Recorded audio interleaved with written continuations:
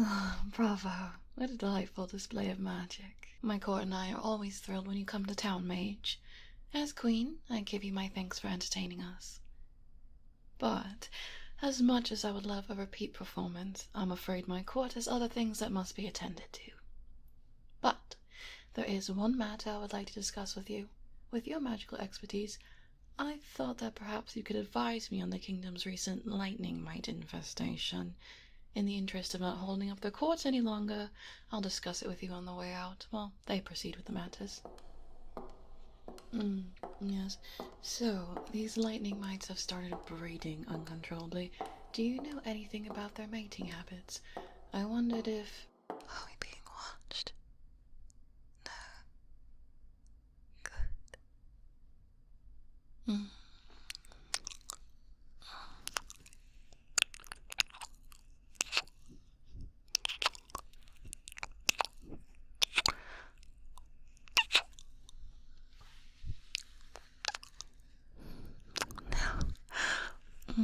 Come on, we'll head over to my chambers. I made sure the guards aren't patrolling heavily along the way.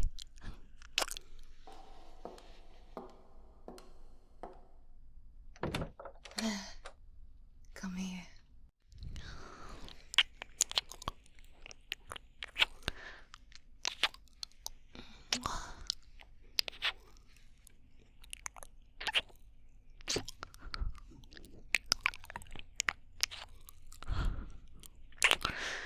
It's been so long since you came through.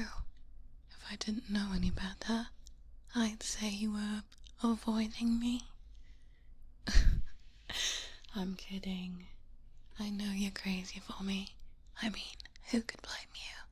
I might be a bit older than you, but I am royalty. How could a darling little maid such as yourself resist an eligible queen like me?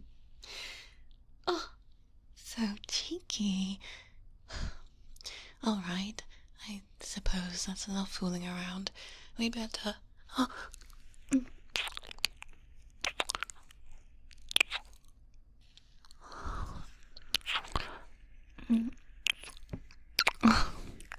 Oh, that's just not fair. Oh, I'd love to just enjoy your company, but that cursed lawmaster is starting to get suspicious, I think. Oh, but relax. Without solid evidence, there's nothing we could do. And we're not about to be outsmarted by that ancient fossil anytime soon. You become a lawmaster by being obsessed with how things are done back in the old days, not by being clever. Alright, well, I'm afraid we're going to have to wait a little longer before we can be together. Well, in public anyway. I know, every day we're apart just burns me up. But if the lawmaster declares me illegitimate, there would be a coup. Lawmaster is only a ceremonial rule, but people trust them to maintain tradition.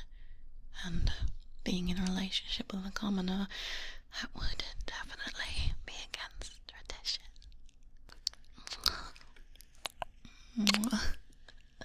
Thank heavens I'm not already married, or things would be simply impossible to fix. There are still times that I just want to banish him, but of course it's not really about the lawmaster. It's those insurgents who want to dethrone me. The lawmaster is just easy to bribe. If we get rid of him, they might actually replace him with somebody that's competent. That's the part that's giving me trouble. I didn't think they'd be as nearly as hard to find as they are, given how easily I found out they were working with the lawmaster. I suppose in the end, that was due to his blundering, not the insurgents. But don't worry, I will root them out. Once they're finished, I'll be able to make knowledge of our love public. Not that half the royal court doesn't already suspect us, but they can gossip all they like, it makes no difference. Anyway, for now we'll have to maintain secrecy. It is a little fun though, sneaking around behind everyone's backs. Don't you think so? What's the matter? You seem so somber. What do you mean? Can't visit me anymore? Why would you say that? Oh, that's right. I heard they were closing their borders. But what about the other route? Oh, bandits. Is my kingdom the only one that patrols its roads properly? Still, I'm not sure why that would prevent us from seeing each other. It just means you can't travel. Right. I see. You can't be a traveling mage if you can't travel, and if you get a different job, you lose your excuse to visit the castle. Well, that's not a problem. In fact, it might be an opportunity. After all, you are beloved by me and my court. If you couldn't travel for your work anymore, why, it would only be natural to come to your aid. I was thinking about doing this anyway. I could make you my court magician. Think of it. You could live here with me.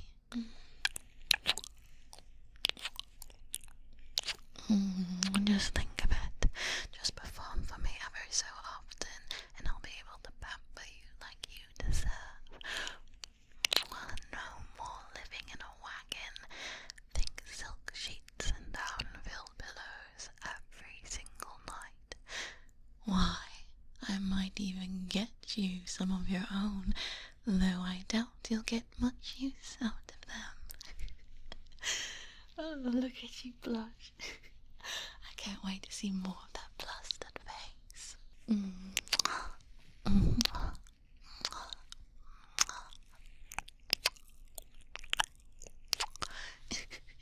Sorry, I can't keep my hands to myself. Oh, don't worry. Like I said, it's a completely normal thing. I mean, you are a bit young for a court magician, but everyone knows you're ready, so it won't seem that strange. We haven't had one in a long time. Not since the incident with the dudes. I feel like you should be more excited, love. Don't you want to spend more time with me? The risk. Oh, you worry what? We'll be fine. I already told you. Don't let the paranoia keep you from being happy. Shh. Push away those thoughts. Listen. First of all, it might not actually be the end of the world if the Lore Master found out. What do I mean? Well, there is a certain someone who owes me. I could call in a favor. They could cover up the whole thing. But, well, that would be a really big favor, and I'd much rather save it for something else.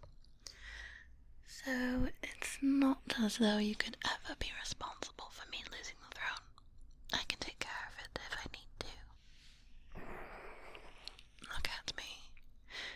You do know I would give it up all for you if I needed to. You mean everything to me.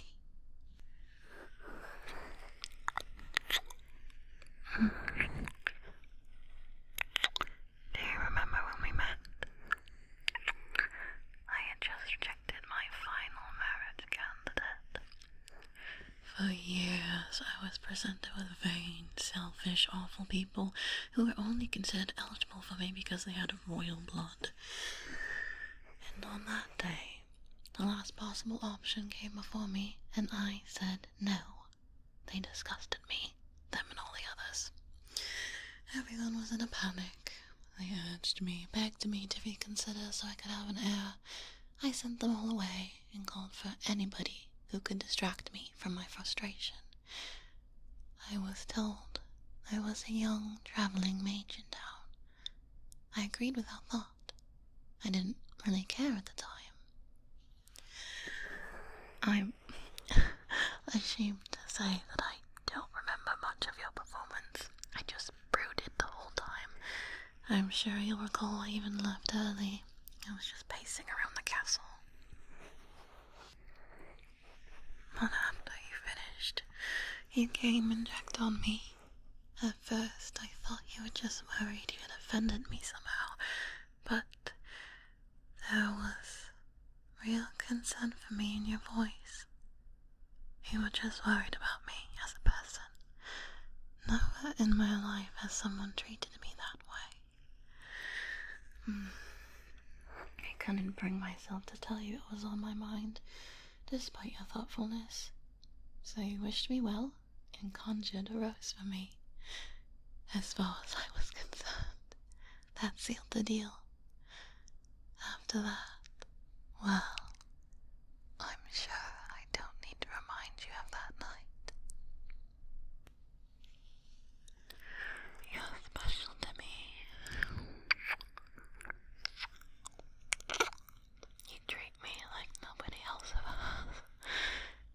And for that reason, I want to treat you like nobody ever has. You deserve a life of luxury and ease, and I'm in a position to give that to you. I'll stop at nothing to give you the happiness you deserve, just as you've made me happy. You are worth the risk.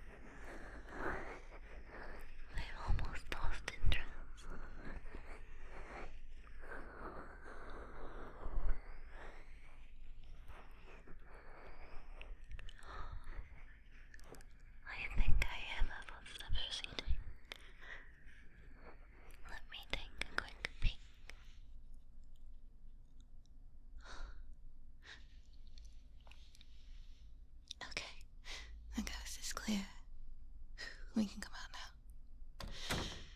now. I suppose you'd better go, but you'll be back soon. I'll send my servant to meet you at the Sleeping Ogre Inn. They'll provide you with a room there until I can arrange for you to come move into the castle. But before you go, just a few